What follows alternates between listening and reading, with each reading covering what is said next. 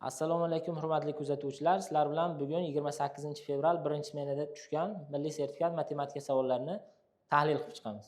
Xo'p, demak ushbu savollar tushgan bo'lsa, birinchi savolda 1 dan 100 gacha 3 ga, 5 ga, 7 ga bo'linmaydigan sonlar nechta deyilgan.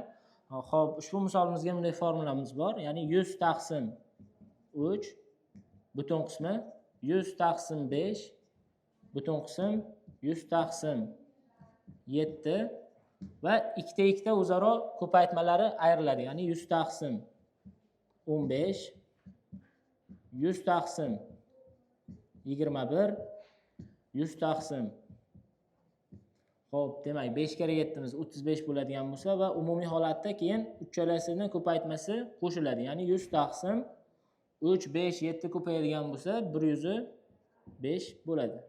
Endi bu misolimizni hisoblaydigan bo'lsak, 100 taqsim 3 butun qismi 33 plus 100 taqsim 5 butun qismi 20, 100 taqsim 7 butun qismi 14 minusdan 115 ga bo'lsak 6 minusda 4 minusdan 135 ga bo'lsak butun qismi 2. Xo'p, va oxiri 105 ga bo'lsak butun qismi 0. Ushbu misolimizni hisoblaydigan bo'lsak 33 ga 20 53. Xo'p, demak 53 ga 14 67, 67 dan umumiy holatda 12 ni ayiradigan bo'lsak 55 ta. Xo'p, savolga ahamiyat beradigan bo'lsak, bizga bo'linmaydiganlar nechta deyilgan? Bu formula bo'linadigan sonlar uchun. Bizda jami 100 ta son bo'ladigan bo'lsa, bo'linmaydiganlarni topish uchun 100 dan 55 ayriladi va ya'ni 45 ta bo'linmaydigan qoladi. Ya'ni javobimiz 45 hisoblanadi.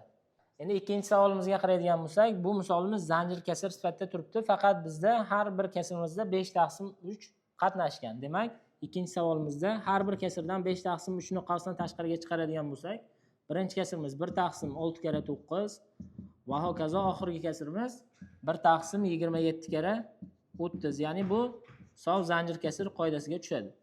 Demak, 5 taqsim 3 chiqarilgan tursa, demak bularning mahrajlar farqini chiqarardik. 1 taqsim 3. Birinchi kasrdan oxirgi kasrimizni ayirib yuborardik. Ya'ni 1 taqsim 6 minusdan 1 taqsim 30. Demak, buni hisoblaydigan bo'lsak, 5 taqsim 9 ko'paytiruv qavs ichini umumiy mahraj berib hisoblaydigan bo'lsak, 4 taqsim 30. Xo'p, hisoblasak, 4 bilan 30 qisqarsa 2 15, 15 bilan 5 qisqarsa 1 u 3. Demak, natijamiz 2 taqsim 27. Xo'p, ana endi 3-savolga o'tamiz. 0 dan 2 pi gacha modulosida sinus x da hisoblang deyilgan. Demak, modulli funksiyalarda bizga ma'lumki, modul musbat va manfiy bo'ladigan o'roqlarga ajratish kerak. Sinusni bilamiz, birinchi, ikkinchi o'ragida musbat, uchinchi, to'rtinchi o'ragida manfiy. Demak, ikkita modulga ajratib olamiz, ya'ni ikkita integralga. Birinchisi 0 dan pi gacha musbatlik uchun sinus x dx. Xo'p, plusdan pi dan 2 pi gacha. Xo'p, manfiy bo'lgani uchun minus sinus x dx. Hisoblayapmiz endi. Sinus x'imiz boshlang'ichi minus cosinus x. Integral o'rog'imiz 0 dan pi gacha. Xo'p, bu minus chiqarib yuboradigan bo'lsak va sinusni boshlang'ichi yana plus qilib yuborar ekan. Demak, cosinus x pi dan 2 pi gacha. Umumiy hisobda hisoblaydigan bo'lsak, misolimizning hisob kitobi bu oraliqlarimizni qo'yganimizda har biri 1 plus 1 plus 1 va yana 1 bo'lib, umumiy natija 4 ga teng bo'ladi. Xo'p, ana endi 4-savolimizga qaraymiz. Bu misolimiz ildiz xossalarga tushadi. Ya'ni Viet teoremasiga o'xshagan holatda formulamiz bor edi. Ya'ni a plus minus 2 ilzosida b ko'rinishiga keltirib olamiz. Xo'p, ilzosida 17 minusdan bu yoqda demak 2 qolish uchun bizda 6 ni ildizning ichiga kirgizib yuboramiz. Ya'ni 36 sifatida kirsa 72 hisoblanadi. Ya'ni 2 ilzosida 72. Xo'p, plusdan 2 ilzosida 3. Xo'p, minusdan 2. Xo'p, demak qaranglar.